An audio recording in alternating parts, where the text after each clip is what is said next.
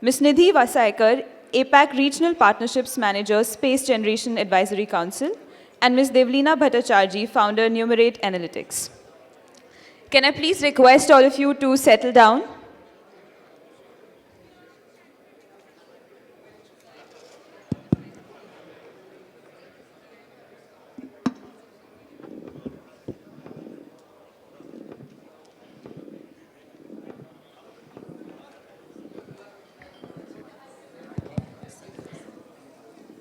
We've been talking of the theme for the event being reimagining space for socio-economic development, and we often miss that while technical aspects, economic aspects are important, but what also plays an important role is what is the human resource that is running this industry.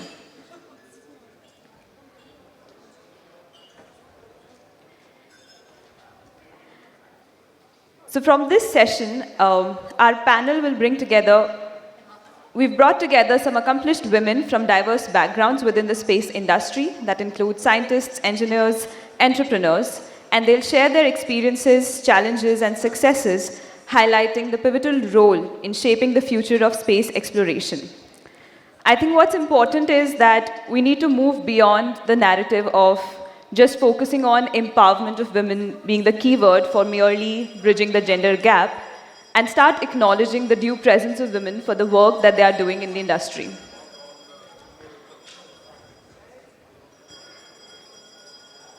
The session will focus on women in space, and I think what we need to underline is that women in space is not a novelty.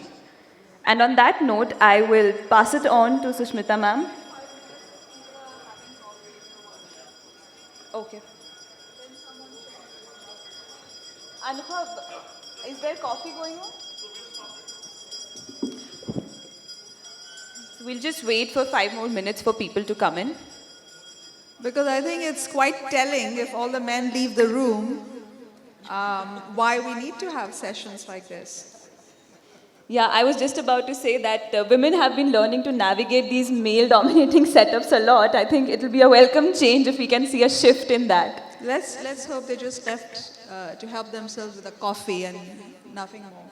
We won't read too much into it for now.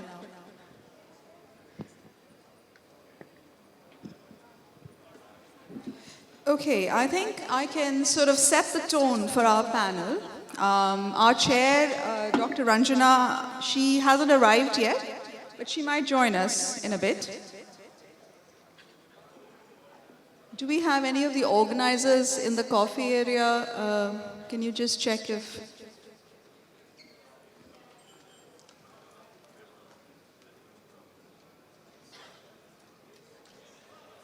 For me, it's not a novelty. I was raised among the pioneers who started the Indian space program in the late 60s, early 70s. In fact, my vintage, I measure it with, I was born around the time the last Apollo landing happened and ISRO was incorporated as a formal entity. Okay, Dr. Ranjana is also here, so we'll just wait for a couple more minutes. So what I'm trying to say is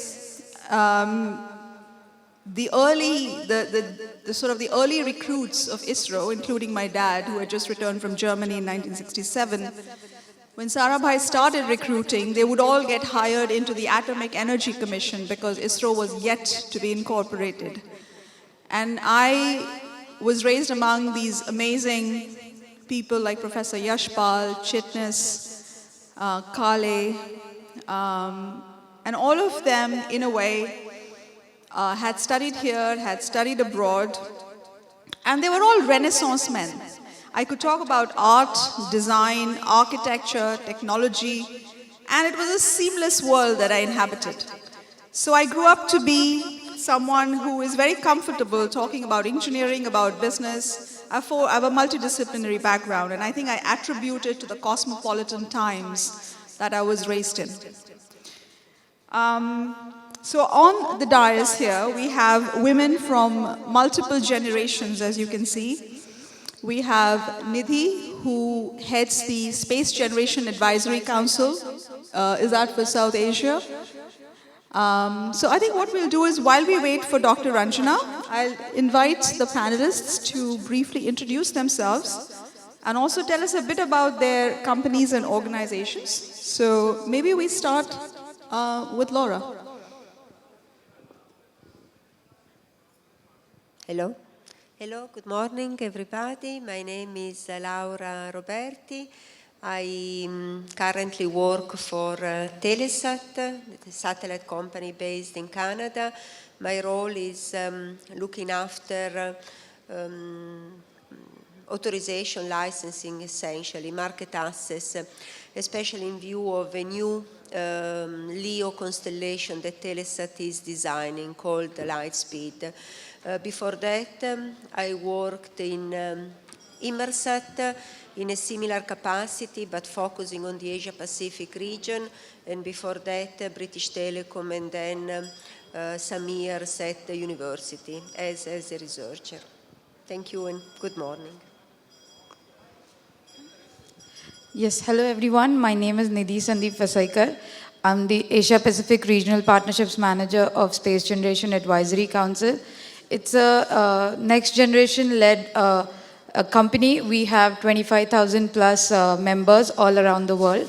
And we have 165 plus countries as our members. And we are women led, I would say, because our interim director currently, Valentina, she's a female. And even my friend, Harriet Brettel, who works for ESA, who was the speaker here last year. So I think it's great that Ms. Sushmita has led this panel for us. So we just had Dr. Ranjana join us. So I think I'll have her as the chair of the panel share with us her opening remarks and kind of set the context for us. Okay, good morning to all of you. I am Dr. N. Ranjana, Directorate of Systems of Technology Analysis in DRDO. And as a defense R&D in space, we are working on a lot of things. But then, you know, and I'll tell you, in DRDO, most of the projects are being led by the women from the front.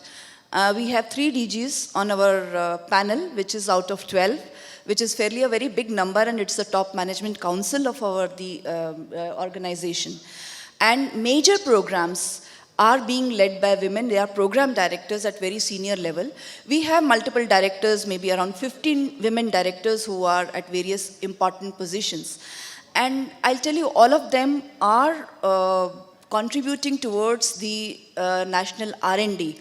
And I'll tell, maybe the 50% of them are directly or indirectly giving the input to the impetus to the space program. And almost 15% of the DRDO community is today in the science, which is fairly a large number for the country that we have. And I think across government, DRDO is having this kind of a percentage, which is very good in the science and technology field. And I think we will go ahead and then listen to all others.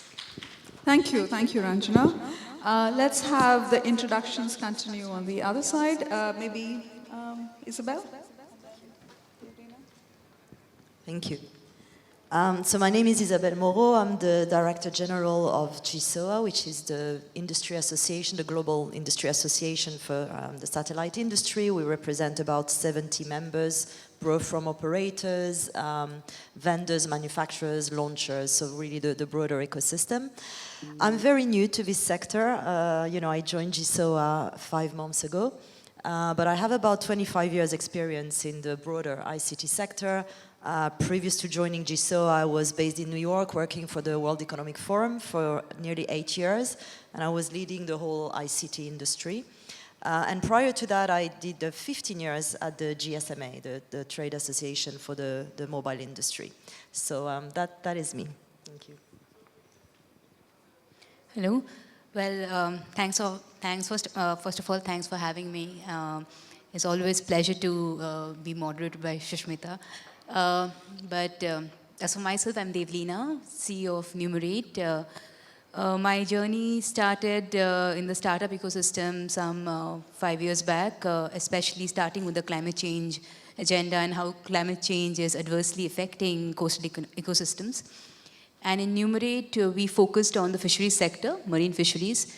And in my new capacity, I am the CEO of Climber Crew, where we have expanded our focus on the coastal communities from just fisheries to seaweed, where we are not only being able to provide additional income to the fishing families, but also being able to engage more fisherwomen in the work that we do.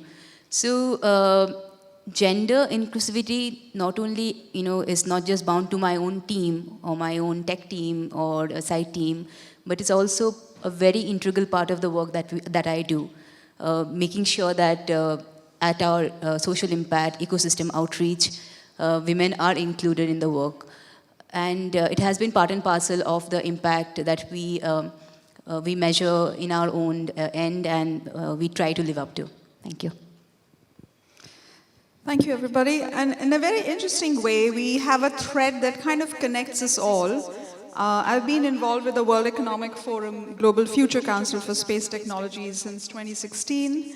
Nidhi here, she is part of SGAC, and back in 1999, when Unispace 3 happened in Vienna, in Austria, 3 of the International Space University alumni, it was Kelly Snook, Werner Balog, and me, we started something called the Space Generation Forum for young people, which is now metamorphosed into an organization called the SGAC. And Devleena is part of the new space landscape in India, and I've known her for quite some time, and she's, I think I would hate to say that she's a woman entrepreneur, because I think to me, all of these entrepreneurs, I look at it in a very gender neutral way, and what her company, Numerate, has done in such a short span. You guys broke even pretty quickly, right, in about 2 years? I mean, we had to break even because we didn't take funds, so we had to make some money to keep the company running. I think that's brilliant. There are very few new space companies that can break even in 2 years, and Devleena's happens to be one of them. So, a brief introduction. I began my professional space journey in 1998 with a brief stint at NASA Johnson when the shuttle MER missions were happening and the second Hubble repair mission was in progress. So we used to go in the middle of the night to mission control to see the second Hubble repair. Those were good times. We had access to all buildings. After 9/11, everything changed. And then I went on to work for Boeing International Business Development for the space station program in '98, when the first module of the space station was launched in November.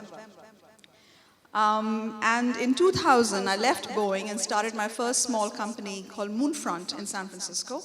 Had it for 7 years. 4 years later, I co-founded my second company in Vienna in Austria, which is still around. It's 17 years old now.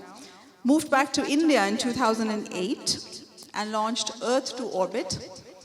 The idea with Earth to Orbit was, having lived around the world in 4 different countries, I wanted, and having worked with the Americans, the Europeans, the Japanese, the Russians, I wanted to leverage my friendships and connections and lead India's foray into what I call the international space marketplace. So it's been a good 12 years having been back, and it's been a long journey pushing for India to open up its private, sort of liberalize its private sector, and finally we are starting to see some change. So let's begin with the first question that I have here. So what kind of challenges have you faced in your personal and professional trajectories?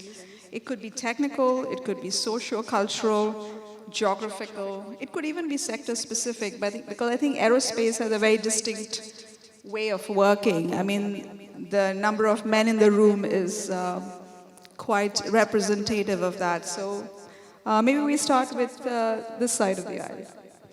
Yeah, so personally, I think I've been incredibly lucky to find men as mentors. Of course, women as mentors throughout my life. I've been I was encouraged to play football at a very young age, and do kite flying with neighborhood kids. So I'm never really seen myself just doing playing with dolls or something that are typically encouraged. But I would take this chance to really express the experience that I've had with Indian banks. I think that's the first thing that I suddenly realized and woke up to the fact that I'm a woman, that apart from technical and social and cultural, I didn't have any strong experiences there. But I remember while applying for a business loan more than once, the SBI asked me to submit PAN card of a male member of the family. It can be a brother, it can be a husband, or it can be your father, brother, husband.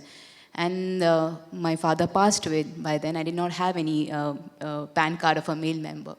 So I suddenly woke up to the fact that I'm a woman, and they need a male authenticator to really pass my business loan request. So I think that was something that I've talked about it a lot.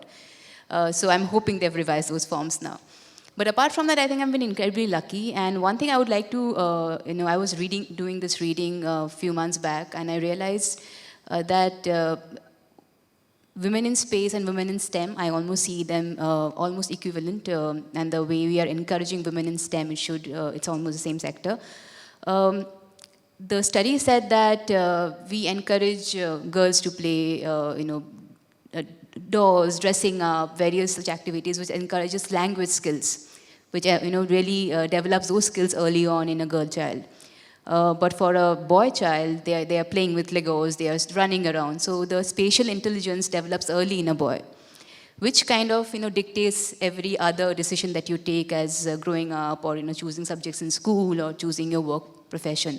So I think we need to kind of balance that, and we need to encourage that so that we are equally confident about either going out, asserting ourselves, talking, engaging with the exterior world, handling money at a very young age. All of these things should be encouraged at home, and that will kind of make us more confident as we grow and face the world ourselves. Isabelle? I don't know, I think maybe I'm fortunate. I don't think I have met too many challenges, just because I was a woman in my career. However, I think one of the things that we probably create for ourselves as women is the imposter syndrome. And I think we are not as bold as men are. We don't ask, or very rarely ask for pay rises. We very rarely ask for promotions. And I think that's something that has been a challenge, in all sectors. I mean, it's not just in our sector or in the ICT. So I think that's something that we really need to look at ourselves and build that confidence. And if I had an advice to give to the younger generations is be bold and be smart and just ask, because nobody's going to look after yourself. You need to look after yourself. So that's one of the things. The other thing is I think I was very fortunate as well to have mentors. Male mentors, my two bosses that, I stayed very long in my jobs, but my two bosses were extremely helpful in pushing my career and in helping me. And I just want to give an example that, I was maybe 15 years ago, so I was still relatively younger. I was in a meeting in the Middle East with CEOs. We were addressing an issue that was extremely sensitive economically, politically.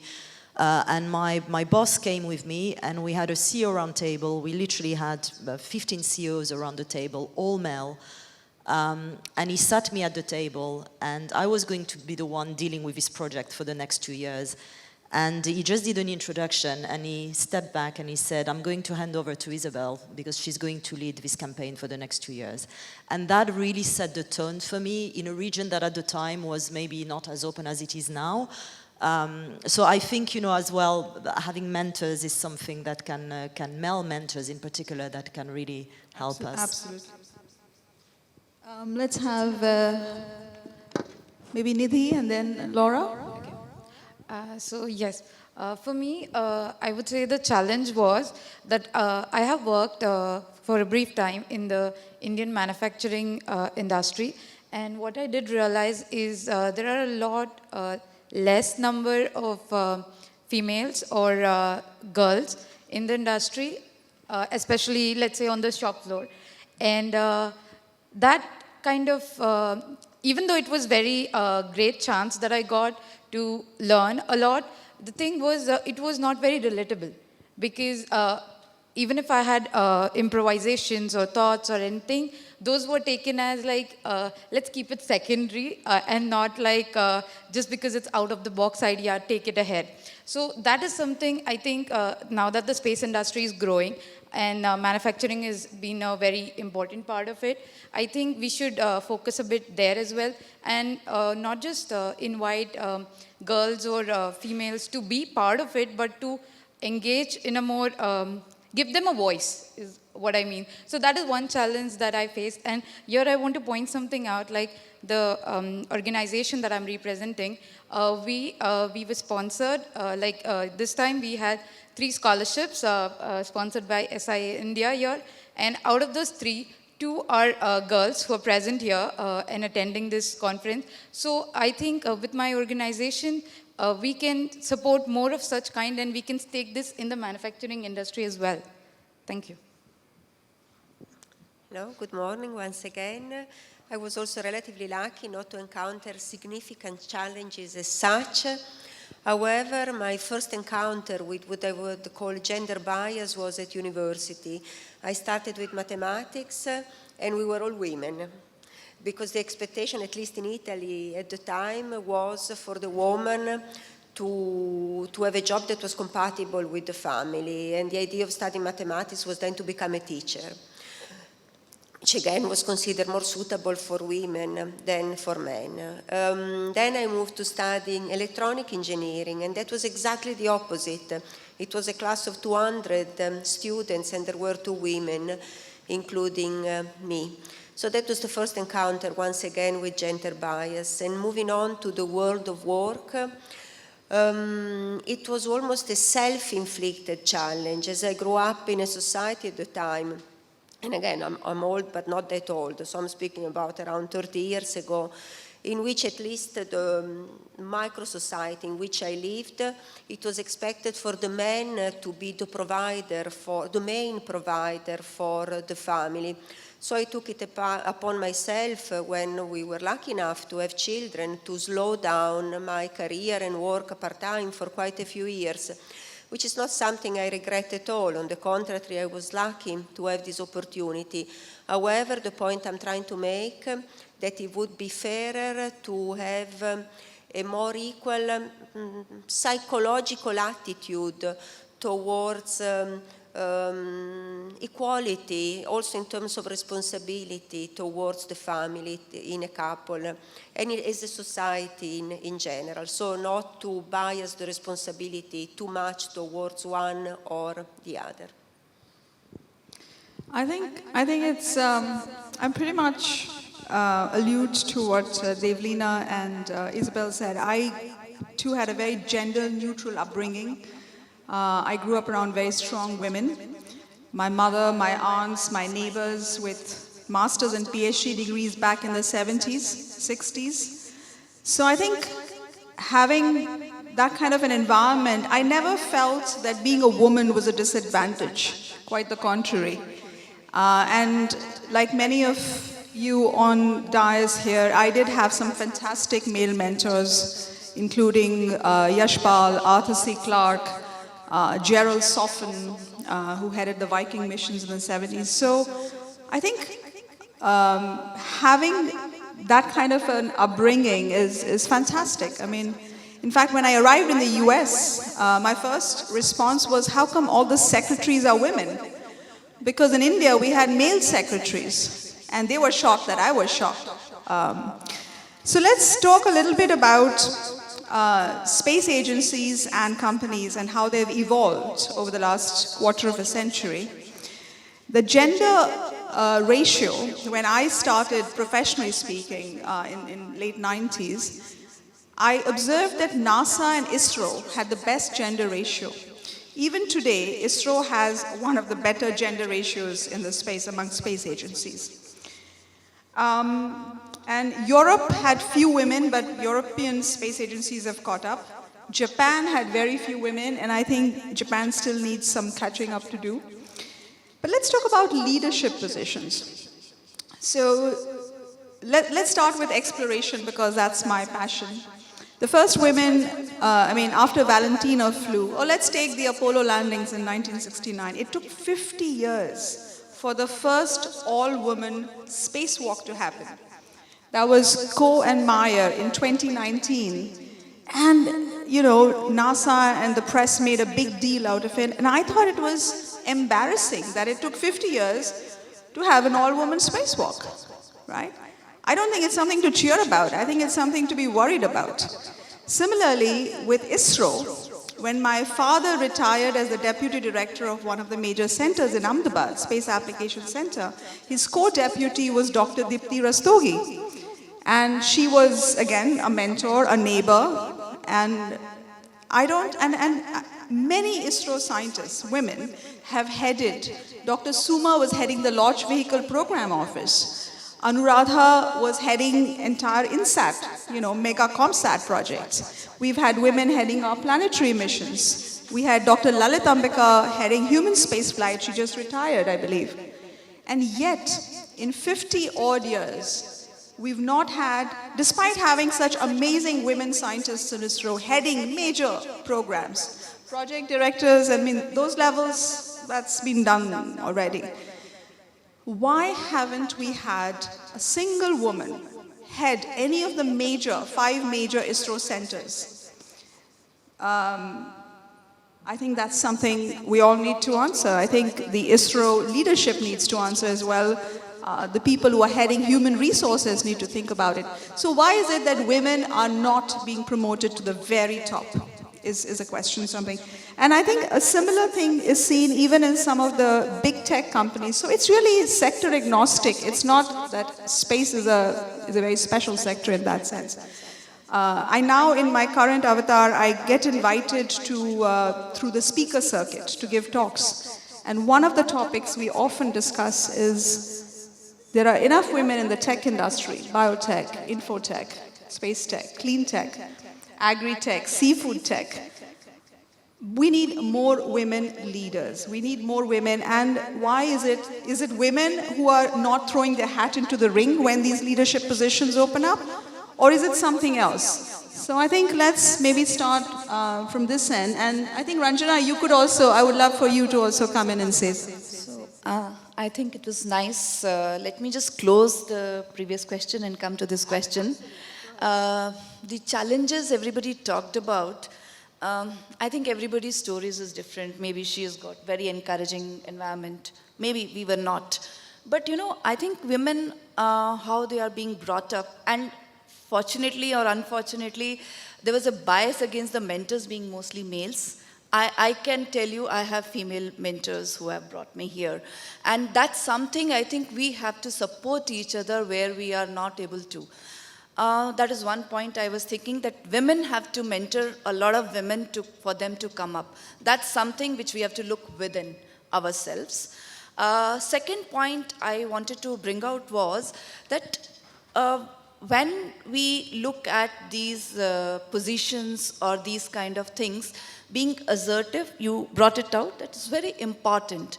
Also, it is very important that what is your strength? We are failing to sometimes, mostly I look within. We are, many of them, I don't, fail to look within that what is my strength. We keep comparing with the outside world, but there are a lot of inherent strength that each one of you probably possess, and that can be polished so well that you stand out uniquely over that. So these 2 points were what were my thoughts when all of you were speaking, and I thought let me close it at that, looking within and women mentoring the women at many places. I'm not saying only women. Women and men both have played a very important role to bring us wherever we are. And everybody, in fact, every male will have somebody to bring them up. It's not that they are all their own. It's all a supportive society or a career or a kind of growth that we all do. It's all a collaborative growth. So I think we have stopped looking at women as women and male in the science and technology at least. It's been long. But the second point which you brought out about the leadership position, very tough question, why the scientific organization, but DGCSIR is now a lady, her name is Punya. So like that, you have a lot of secretaries are there in the leadership positions. It's not that I think they are not ready to take it up or they are failing to look at the opportunities. It's just that it's just little time. And we know we were underprivileged some time back, and there is a matter of growth which is happening. But there are very, very senior positions which are being taken up by women. So a DG CSIR in S&T is a very, very encouraging scene. The three of my DGs, I can name them, Suma Varghese and Dr. Chandrika, and then you have the, just now appointed our DG HR is our Jai Shanti. All of them are at very senior positions. Okay, now going to the top, I think it's not far away. Let's keep it that way. It's soon going to be a reality. So with it, I think we can take at the inputs from all others. Yeah, I think I hear you, Ranjana. I think in India we've had no dearth of women in very many fields, whether it's the bureaucracy, whether it's the politics of the country, the banking sector, the media sector, what have you. And India is a subcontinent. You know, I've lived around the world, and I remind my friends abroad that you can't stereotype India. You can't look at India as one single entity. You know, we have the East, the West, the South, the Center. We have matriarchal societies, matrilineal societies, patriarchal societies, and it's a complex subject. And I agree. I think we have no dearth of women. But let's still, I think, dwell on this topic of leadership. And I mean, just share your thoughts as to what you think. Again, interesting question, but okay, if I have to really pass this into the typical life journey a woman faces, I think two things we do well, or that comes naturally to us, is I believe empathy and compassion. I think these things are very natural as a that comes to women, and but women's role as a caregiver, and we were having this discussion in the WhatsApp forum, I believe it dominates the entire space. And I've seen this while recruiting for my own team, that when we are just starting our career, we are expected to get married. And Indira Nui says that very nicely. She puts it very nicely, that we are starting your career, expected to get married. Then you're expected to kind of raise that family, look up to all needs of the family needs, and take care of your husband and your in-laws and so on and so forth. And then you're reaching a certain mid-level experience in the company, then you're expected to have kids, more responsibilities, you take a career break. And then you have gone through all of that, you've taken a break, you've come back to the workforce, and you're in the senior position, then your parents starts aging. So this caregiver thing, where you're having to spend more and more time at home, is something that really makes you take career break, makes you kind of step back from professional work. So I believe that understanding of women should be the only one caregiver, I think, is changing. And I think we need to also, kind of encourage the fact that that can be extended to other male members of the family. I mean, typically in an Indian scenario, and I can only comment upon the Indian household, when even as a girl or a boy, child of the same age, when when parents are away, who is given the responsibility of taking care of the elders? Like, have the food at the right time, make sure the kitchen is working, make sure your grandfathers and grandmothers are taken care of, is the girl. So start giving those responsibilities to the male child. So I think it starts from there. And coming to that and summing up to the fact that all of these kind of, and she mentioned about assertiveness, kind of really boils down when you're saying that, be more assertive in the outside world. Do not feel guilty about not being able to do certain things at home and being the superpower woman and, trying to balance it all. Take up risks. Make sure you're not double questioning yourself. Men we do more questioning of ourselves, and we lack the confidence than men does. So I think all of these adds up to the fact that we see less and less on the leadership scale. But I would also agree that the fact that, we are largely invisible. Even in NASA, I believe visibility is a very important factor as well.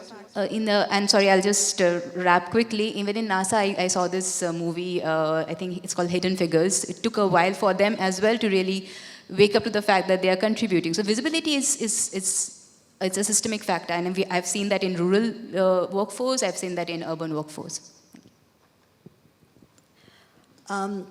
I think there are a couple of things from my side. One is awareness and self-awareness, because, you know, like, again, I'll just give the example of Davos because it's probably the top leadership event of the year, right? Like, it's leaders, and it's CEOs, and it's thousands, usually it's 2,000 CEOs, pretty much, you know, I think we had 30% of women last year. I sat in a room for 7 years leading the ICT industry with, on average, 50 to 60 CEOs, all male. And I remember the first year I got there, and I was only moderating the discussion. I was by no means at that level, you know, part of the gang. And I welcomed them the first morning, and I was like, well, good morning, gentlemen. And I don't think any of them clicked that there was something wrong in the room. Like, it was, so it's really this lack of Like something is wrong in the room right here. Everybody just left. That's how much ISRO men are interested, or, you know, whoever is participating here is interested, yeah. So I think that that's one of the things that, you know, and I remember speaking with some of them and saying, gosh, you know, we got to do something here, because we have 20 industry represented in Davos every year, and by no means was my industry the exception. You know, you could have gone in 20 of those rooms and the same scenario was there. So we started integrating senior leadership women. So all of a sudden you had a Ruth Porat, who was the CFO of Google. Yeah, she was probably most important, having, you know, dealing with revenues that were like thousands of times what some of the CEOs at the table were dealing with in terms of responsibility. Same thing with, you know, Sheryl Sandberg of Facebook. Like, so we started integrating, you know, in the meetings, participation of women that were not necessarily CEOs, but had probably responsibilities and portfolios that were so much more important than all of those. So that is one of the things I think we can do. The second thing is, we need to stop talking to ourselves. You know, we do so many of these panels on women. For me, we will have achieved parity when finally we will no longer need any of these panels.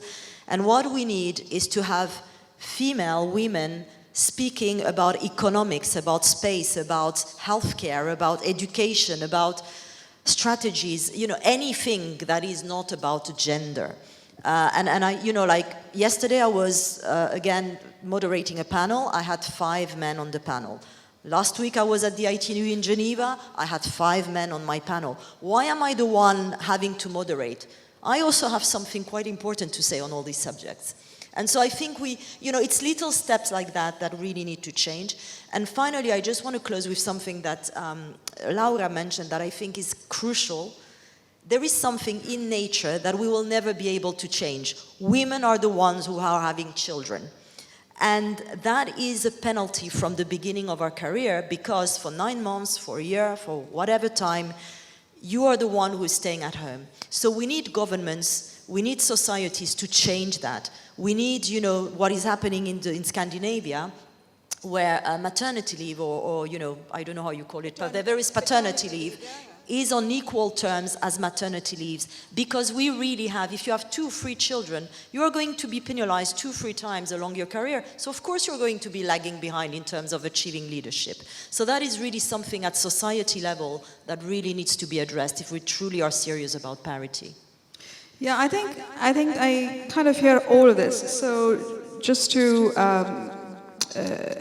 you know, add to what Devleena said, I think we need workspaces which are women-friendly, in the sense, you know, my company in Vienna, the way we've designed the company is, if anybody has children, they can come in after school and do their homework. There's enough space for that.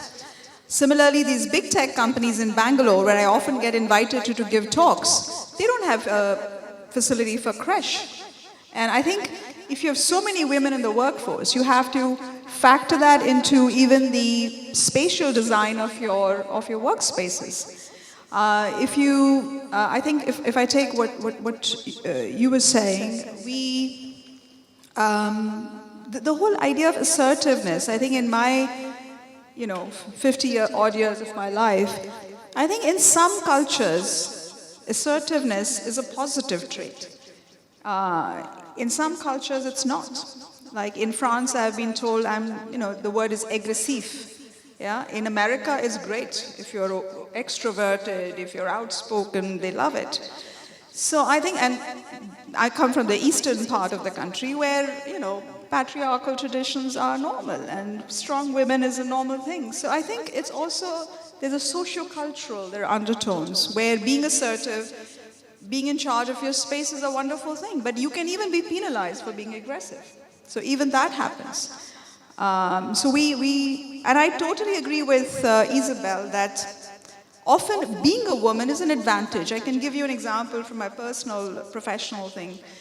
So between 2009 and 4 years from then, I went between Washington, D.C. and Delhi, meeting bureaucrats, meeting diplomats, to see how we could overcome the US embargo of 1998 and make it possible for Americans to launch on Indian rockets. And a rocket is a missile.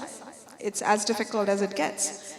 And because I was a woman, I think people, these diplomats and bureaucrats, were open to discussions without any formal engagement. The two countries were geopolitically at a place where nobody was willing to come to the negotiating table. So I could play that unofficial diplomat. I think being a woman was an advantage. I did get asked if I'm an American spy. I did get asked if I'm an Indian spy. But at the same time, everybody was open to that conversation. And I think if I were a man, it would have been slightly more difficult. Let's go on to the next thing here that I was thinking about. I think misogyny is just one bit of the thing, or biases. There are other things that sometimes creep into it, such as racism, for example. There could be people who have a cosmopolitan outlook versus conservative outlook to life. I remember in one of the events last year, Devleena's company was shortlisted as one of the 10 startups who would present. And someone from one of the industry associations in Delhi decided to drop her company. Why? Because her company chose to have a booth at the International Astronautical Congress, but not at the Bangalore Space Expo. I was shocked.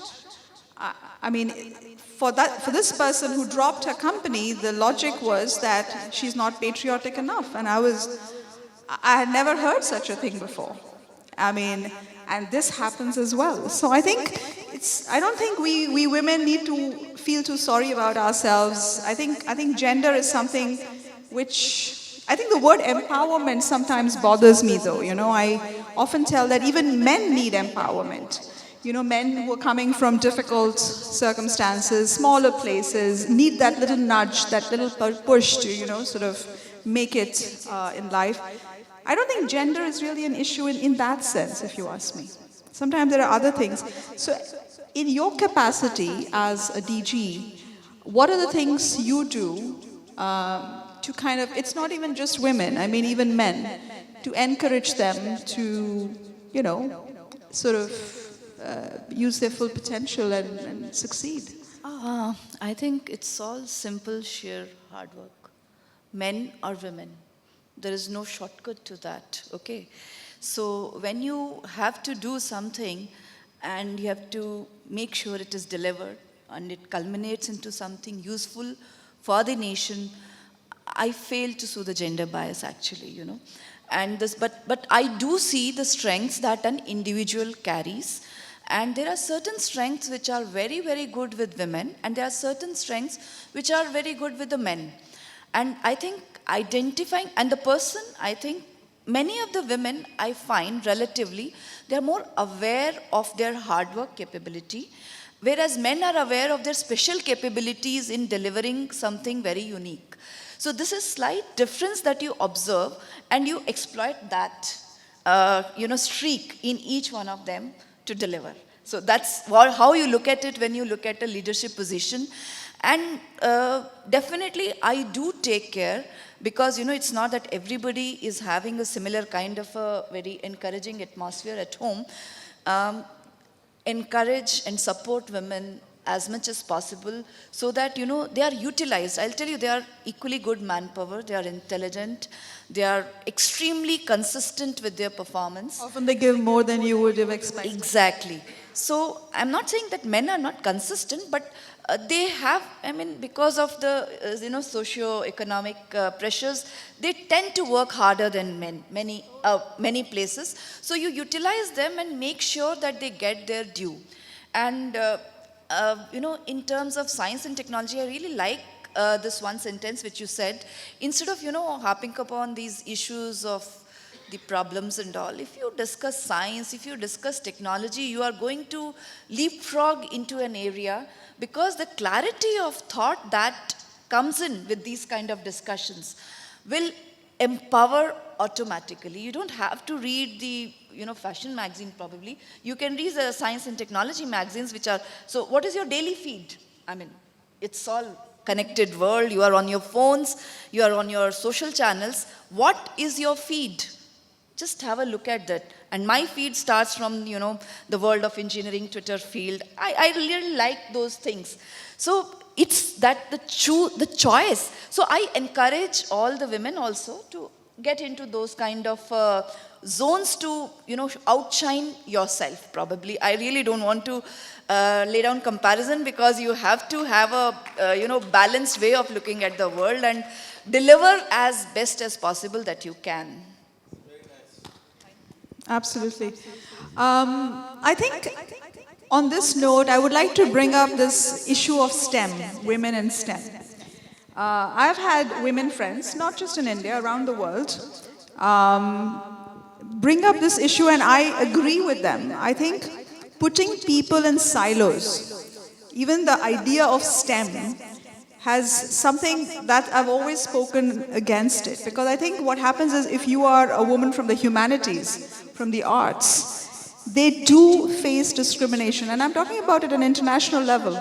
So when Aarti, who's a dear friend, now she's the, you know, she'll be heading UN USA, she's not a STEM person, and she often used to have this conversation that women in STEM are somehow shown to be superior than women in the humanities or women in the arts. So I think let's not put ourselves into silos. Let's do whatever our field might be. We might be an artist, we might be a social scientist. I think it's very important. I think STEM is starting to create those conversations. So what are your views on sort of multidisciplinarity and not just putting the spotlight on women in STEM? Thank you, Dr. Mohanty, for that question. But even though saying that, I still identify as a STEM ambassador. So I wouldn't take offense, but it is well said that we shouldn't put ourselves in any silos. Saying that, I would say space has now not only been for STEM, but there have been artists, there have been medicines, there have been lawyers. Everybody is part of space. And it is not it is not on the Indian perspective, but on the international perspective, space is very inclusive and diverse. And I think in that perspective, not just women, but we should also encourage, we start from STEM, because that we find it very curiosity, like we generate curiosity using STEM. But other than that, there's a vast majority of opportunities that is available. We just need, as rightly said, right mentors, right push. And luckily, I have had that. I have been part of great projects, from building missiles to being part of Asia-Pacific regions. But what I did notice, one thing is that we need to take the initiative. If we are interested in something, we need to have our voice, opinion, as very well said on this stage. And if you do that, you might not find the people at the first instance, but you will meet the right people, and then it's just way ahead, I think. And yes, one more thing I would like to highlight is not just females. Like I come from a business background. So my parents, like my sister and my mother, have been my motivations. They are not from the same field, but they have done really great in their field. And the main structure of that is because my father is very supportive. So I would give a lot of credit to men if they support their women to go out in the industry and achieve what they want. I think it's just as said by Lieutenant General in the morning, that it's a paradigm shift happening, not in the not just industry specific, but in the women in the space industry as well. Laura. Thank you. So if I may add, I never even considered this discrimination, if you wish, to start with. I personally am a strong believer in diversity, and diversity extends to education and cultural background. So this synergy between people, and not only women, of course, between people coming from different educational paths is absolutely essential for the benefit of any company. What about you guys? Multidisciplinarity versus the engineering and the sciences. Yeah, I think creativity is needed in all sectors. I mean, even like space is not just space, data is not data, economics is not just economics. So I think if I have to really speak about myself, even in my team, and we are a data company, we are a tech company, creativity is needed in being able to kind of project your brand. Creativity is needed into building your team in an efficient way where people are contributing at different levels. And which I kind of consciously try doing nowadays, and which I really realized that even we were kind of missing out on identifying that for every position, and it's still we have to look deeper into hiring more women in those roles. And what we have realized in our internal exercise that resumes that resume of a woman versus resume of a man, the man tends to speak a lot about himself. Women don't, because we kind of don't have the habit of, or we lack the voice, and you talking about the fact that, projecting ourselves out there. So it takes a little bit more time in being able to recruit more women in the workforce. That's what we do. We consciously have to do, and I hope that changes. The second thing I would talk about is the fact that engaging, use the word engage in the morning when we're talking, and I believe that's essentially important for women in leader position, and Ranjana ma'am spoke about it, is women nurturing women, where you engage them to be able to get that voice, get that confidence, and that's where, again, multidisciplinary, technical, non-technical will, shape up, where you can kind of give them the tell them the vision of the company, vision of the work, and they can actively engage on it on an everyday basis. Next. Isabelle. Thank you. I think, so I'm going to play the devil's advocate here on STEM, because I think if you look at the job that historically have had the lowest female representation, are the fastest growing jobs of tomorrow, of the future. And most of them are in tech. So I think there is also a reason why there is a lot of hype, around STEM and tech, etc. Yet, if you look at numbers, we only have 14% of women in cloud computing, 20% in engineering, a mere 30% in AI. So, there is really a reason why we need to step up there, because those really are the jobs of tomorrow. However, where I totally agree with you is that you don't need to study in STEM to end up working in tech or ICT. I studied politics. I have, zero interest in tech. I landed totally by mistake in telecoms. What is important is to give access to the internet to young girls at a very young age, because that basic education is the basis of having the right and the ability to work in any sector of the economy tomorrow. Whether you are in healthcare, whether you are, even imagine just you are a secretary at the dentist. Well, you can't be a secretary at the dentist unless you have computer skills, because everything is on a computer, even just to make an appointment.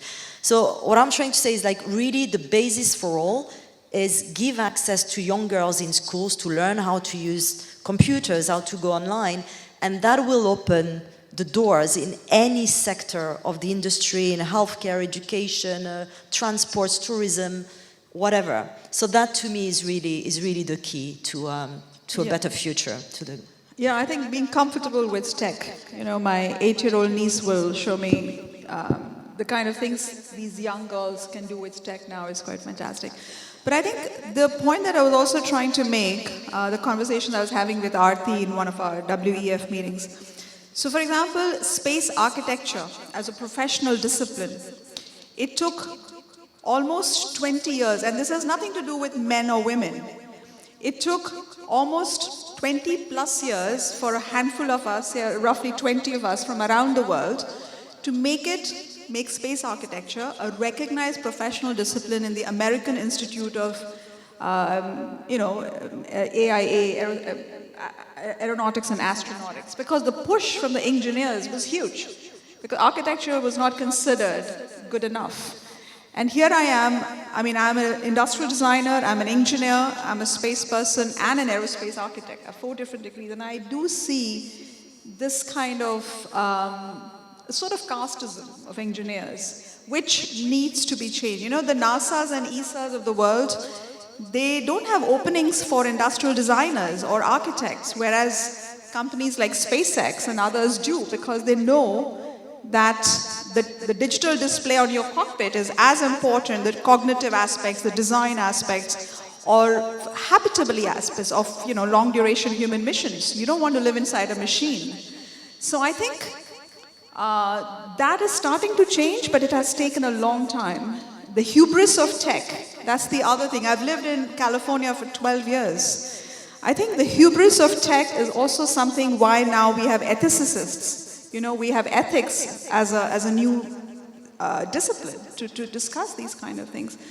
So I think with that, I'd like to briefly talk about the fact that India, with its Gaganyaan mission, when they did the first call for astronauts, it was only open to men. Despite the fact, and this is a discussion I've had with my women friends who are in the Air Force, for example, in India. India has the highest number of women pilots in the world. Around 14% of our pilots are women, compared to, say, 4% in the United States.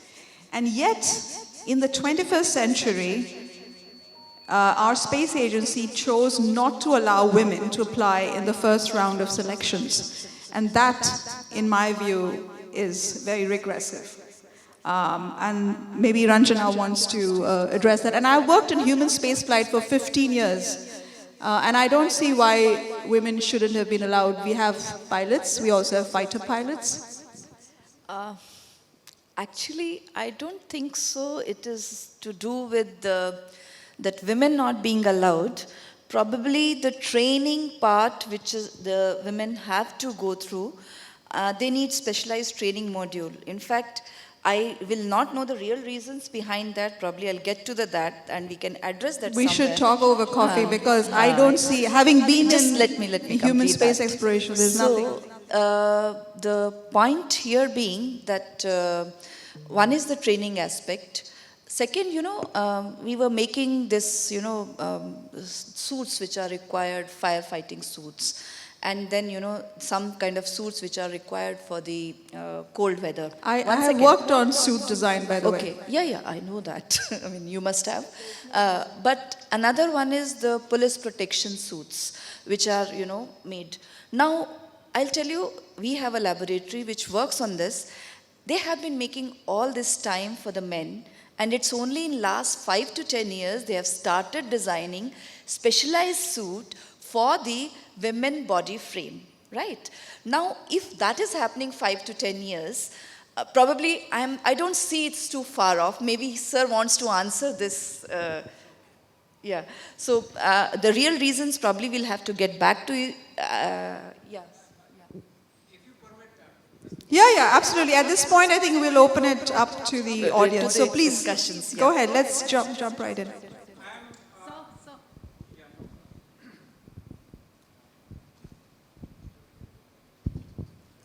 I am A. Marshal Bedi from the Air Force, and I was directly responsible for this selection. I was working in the Human Resource Department as ACSPO. The problem is when these requirements came that we need these people, astronauts, there were certain QRs, what we call, right? You needed pilots from the fighter background who would have certain amount of experience. We started fighter training for the Indian Air Force for women pilots only in 2012 and 13. So they had not yet reached this Wait a second, 2012. 2012-13. You know, in fact, again, I mean, not that I want to boast, I was in London as air attaché when Chief of Air Staff visited there, and he flew a 2-aircraft mission, and the mission was led by a lady fighter pilot from the Royal Air Force. That is when we in the debrief decided that why can't we have lady pilots as fighter pilots. That is when the thought began in 2011.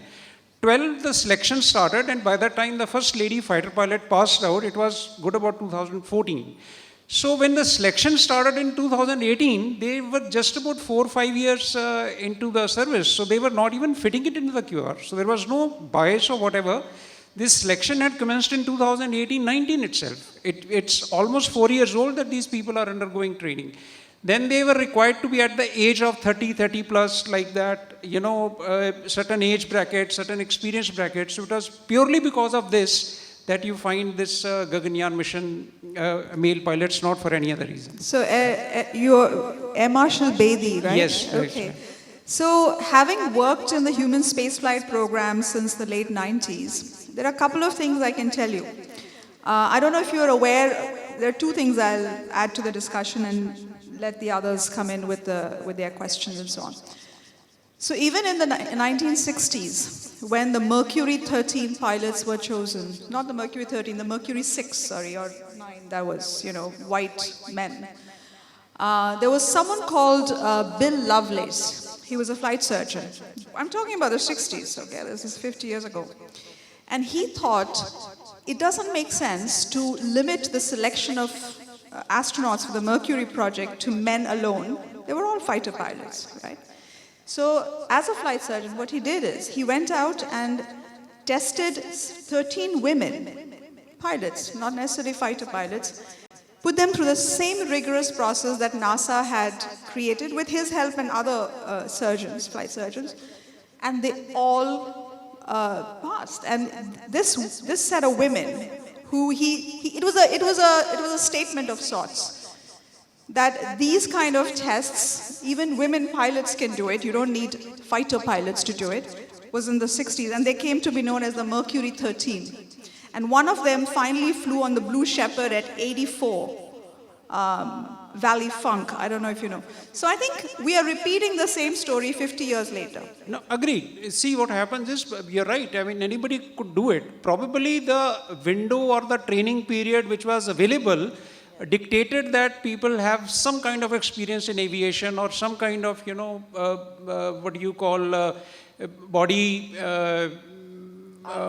conducive to that kind of environment. Probably we didn't have 10 years to train or long period to train. So this whole mission had to be put together. Fair enough. I think the point is well taken, but I do think that sometimes we need to stretch even the way we spec things. Probably. Yeah. The way we define our constraints, you know, as organizations. So, Thank you. The know-how, actually the know-how and, you know, how to go about it, I don't think so. See, I work in the thick of the government and I don't see anybody discouraging women anywhere. That's why, you know, probably I said we have to look within to actually rise for ourselves. That's more important. Whatever can be done, needs to be done, is being done. But definitely there's a time period associated with it. And there is a kind of a patience that you have to live through that. So I don't think so. Fair enough. I think we it's a sport, you know. I think we have to take both sides. Yes, please go ahead. Thank you, Dr. Mohanty and Dr. Ranjana. It's a very exciting discussion which has taken place. But I would like to point out, I am Saxena. I worked in the first ISRO ground segment project. We connected satellite to the Earth, and that's how it all began in India. I worked in telecom for 40 years and worked in ITU and a whole lot of organizations. See, as far as India is concerned, this question of women empowerment is irrelevant. Because if you look at ISRO, there are 16,000 women working in ISRO. There are 8 great I don't call them heroines, I call them heroes. Tessie Thomas, I can keep on mentioning the name. Ritu Kandwal, Momita Datta, Nandini Harnath, you can keep on counting the names. So they are all great. The only problem has been the women did not choose to join that. And in India, once they take up, they are great. And so I don't think we are much better than NASA and a whole lot of other countries. In fact, we have, let me complete because we have more women in India taking to science and engineering than many parts of the world. Because my stream of thought gets disturbed. So kindly let me speak. So the point is that we had the first women prime minister, which not many countries can claim, and so on. The question was that women did not choose it. To this I contrast some of the women in Europe. And one lady whose name, when I read about her, I cry. There is a lady called Lise Meitner. I don't know whether you ever have heard of her. She was the woman who discovered nuclear fission. And she was not allowed to work in the same lab. She worked in the basement laboratory. Please read it. And she was not given the Nobel Prize. Somebody else was given the Nobel Prize. Her professor was given the Nobel Prize. Otto Hahn was given the Nobel Prize. So these are the stories. Now I have one question quickly because I can keep on going on and on, so I don't want to get into that. But there is a question. Isabelle said a very great thing, that her boss was always encouraging her. I had a very big complaint to my boss because he was always encouraging my women colleague and not me. So I ask you this question, that are you encouraging your women subordinates as much as your male bosses have done? This is a very basic question which I will ask the ladies on the desk. Go ahead. 100%. Maybe we have to do more with women, as 150% of my effort goes to encouraging them and bringing them to a level. Despite all their difficulties which they face, probably we have learned how to manage ourselves coming post 50 and all. Some struggling people are there who still get disturbed, who still think that they are not doing enough for their families. So how to give them strength? That's the thing, you know. One thing is you set by an example. Number two, you give them the confidence, yeah, nothing will go wrong. You have to do it the way you feel is right. And you have to listen to yourself. There is a lot of, I'll tell you, the space we are talking about, it's a very multidisciplinary field. And I was just looking at it. They have very strong logic. Whenever you are writing certain kind of difficult logics, they work it out very meticulously. But they don't realize that they can do it. So giving them that this is the task you have to do and making them realize that you are good at it, you can do it, is somehow you have to tell them. And some things, even if they are at home, many of the women, I tell you, I just give them the task and they come out with a result. I don't need to see their face. They understand what I want. They're understanding. The way they break down the silos, the way they are a little underconfident many a times, so they don't mind going and talking to another person. So they break down the silos of communication at many places. So these are the strengths we tell them to work on it, which play a very, balancing role to, come up to the level that is expectations of everyone. So this is how you mentor them, you encourage them, and I tell you, all of them are rising very well. So we had our seniors like, Rohini Devi madam, the first person to make carbon-carbon composites. In fact, that was the most crucial part in the rockets, re-entry rockets to come down. And we didn't have that technology. How they work day and night. So those are the icons, probably these are the hidden figures we have not talked about. We have talked about Tessie Thomas, we have talked about Nalini, we have talked about many one, but there are umpteen numbers which have taught us that how to go about it, and same things we are transpiring down the line, that this is how you have to carry yourself further. You have to look at the thing, space engineering is a very complex topic. Similarly, the human engineering, social engineering, I'm not saying that each one is not a complex topic, but how deep you go into it, how attached you are to the subject to perform well is the question that each one of them have to align to it. And I tell you, carrying a small child and still looking at your work and subject, hats off to them, they do it. And I tell you, paternity leave, I think somebody raised the question. There's a government rule. There is a paternity leave already there for the Indian government. But for 2 months. 2 weeks. 2 weeks. 20 Oh. days, I think. So it's not the same, but definitely they are being, aligned to the thought that they also have to take care of the families. They are doing it. I don't have complaints because we are progressing at much faster pace than we were maybe 30 years back. Yeah, and besides, maternity leave in India is more progressive than the United States and many other parts of the world. I think with that, we will wrap up this session. And the gentleman who had asked the question, we women, at this point, the new space landscape that we have, we are mentoring as many young men as women. So I don't think there's even a gender issue. One last question, but I think I'm being told that we have to wrap up. So just quickly, and then we make a move.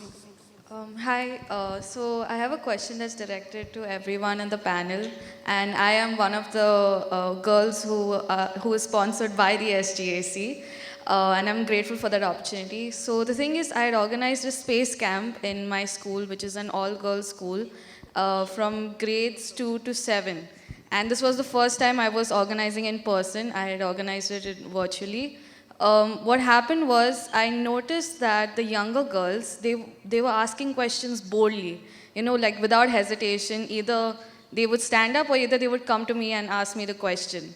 And on the other end of the spectrum, I seen teenagers who were hesitant to ask questions. Either they were too shy or they were doubting their logical thinking. So I wanted to know, there is this in-between period where something changes, their attitude towards asking questions and being curious. So how do we approach girls, how do we approach girls and help them to keep that attitude, throughout their life stages? I think, okay. Isabelle, and then we'll have a closing statement from Ranjana, and we'll have to move. Just very quickly, I think I was just going to say that in a closing statement. I want to throw out a number there that it's going to take 131 years before we reach parity. This has just come out from WEF 2 weeks ago, the gender gap report. 130 years. None of us will see it. So, just keep that in mind. But my reassurance is the younger generation. And in the workplace, I have seen a dramatic change. At WEF, I was working with girls that were on average 20, 25 younger than me.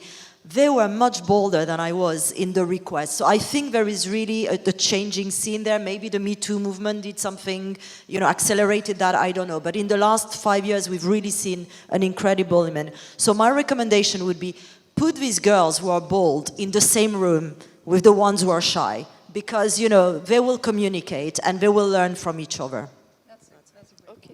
Okay. A very quick question. I think a lot has been discussed.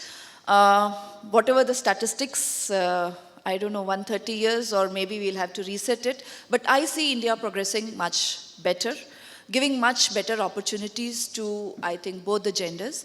Not just because it's male or female, the opportunities in terms of startups, in terms of engineering, in terms of projects to be taken up, in terms of the goals that are set for all of us are really, really hard, and we can't say that women will not be able to contribute. They have to contribute if we have to go somewhere. So on that note, I thank my all co-panelists, the moderators Sushmita, Isabelle, Nidhi, Laura, and Devleena. Thank you so much for being with me on this stage. Thank you so much. Thank you, the organizers, and the thought that has come to you to organize this. All of you, a big thank you from all of us. Thank you. Thank you very much.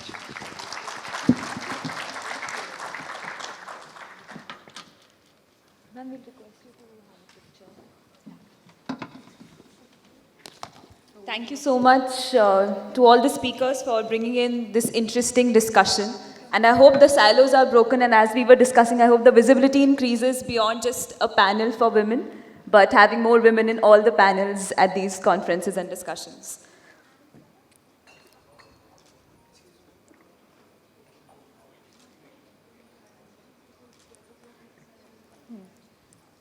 Thank you so much, everyone. We have the next session, which starts at 12. We'll have the session on industrialization of India's space capabilities here in this hall. We'll have FinTech, Insurance and Inclusion in RGBR 1. Satellite IoT in RGBR2, and Innovation in Spacecraft Design and Manufacturing in RGBR3. Also at 3:50, we have a startup and investors meetup in the Regency Ballroom 3. All the startups are required to be present there. This session is powered by Invest India and SIA-INDIA. Thank you so much. We'll begin the next session at 12.